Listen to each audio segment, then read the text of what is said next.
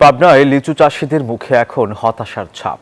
টানা তাপদাহের পর গত কয়েকদিনের ভারী বৃষ্টিতে গাছে থাকা বিপুল পরিমাণ লিচু ফেটে গেছে, কোথাও কোথাও ধরেছে পচন।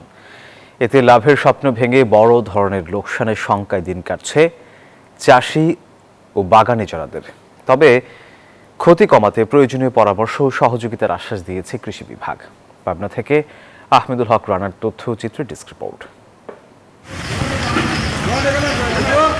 লিচুর রাজধানী খ্যাত পাবনার ঈশ্বরদীতে প্রতি বছরের মতো এবারও আশাতীত ফলনের আশায় ছিলেন চাষিরা। কয়েক বছরের লোকসান কাটিয়ে উঠতে অনেকেই ধার দেনা ও ঋণ করে বাগান কিনেছিলেন, কিন্তু সেই স্বপ্নে হানা দিয়েছে বৈরী আবহাওয়া। টানা প্রায় 2 সপ্তাহের তীব্র তাপদাহের পর গত কয়েকদিনের ভারী বৃষ্টিতে গাছে থাকা অনেক লিচু ফেটে গেছে, আবার অনেক ফল পচে নষ্ট হচ্ছে।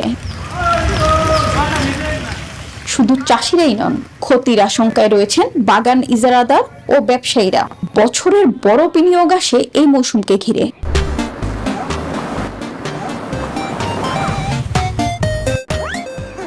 কিন্তু ফল ঝরে পড়া ও পচন ধরায় মূলধন ফেরত পাওয়া নিয়েও দেখা দিয়েছে অনিশ্চয়তা।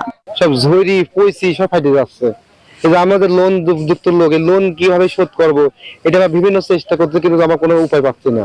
ঈশ্বরদীতে লিচু আড়তে দেশের বিভিন্ন অঞ্চল থেকে আসেন পাইকারি ব্যবসায়ীরা।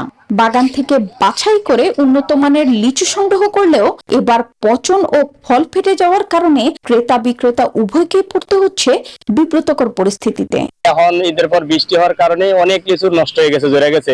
তবে আমরা আশাবাদী ছিলাম যে বোম্বাই লিচু সবচেয়ে ভালো হয়, এই বোম্বাই লিচু দিয়ে 2 পয়সা কামাই করবো, কিন্তু তা হচ্ছে না। যে গাছে 20,000 নিয়েছিল সেই গাছে মনে করেন 4,000 নিচেও পাচ্ছেন। লোকসান কমাতে দ্রুত গাছ থেকে পাকা লিচু সংগ্রহের পরামর্শ দিয়েছেন কৃষি বিভাগ। যেহেতু আমাদের পাবনা জেলায় লিচুর একেবারে শেষ পর্যায়ে, আমরা কৃষকদেরকে এই লিচুগুলোকে দ্রুততম সময় হারভেস্ট করে বাজারজাত করার জন্য নিয়মিত পরামর্শ দিয়ে যাচ্ছি। চলতি মৌসুমে পাবনা জেলায় প্রায় 4,000 হেক্টর জমিতে 35,000 মেট্রিক টন লিচু উৎপাদনের লক্ষ্যমাত্রা নির্ধারণ করা হয়েছে। গত 17 মে বাজারে লিচু বিক্রি শুরু হলেও বৈরী আবহাওয়ার কারণে শেষ সময়ের এই ক্ষতি চাষিদের উদ্বেগ আরো বাড়িয়ে দিয়েছে। Desk report, news 24।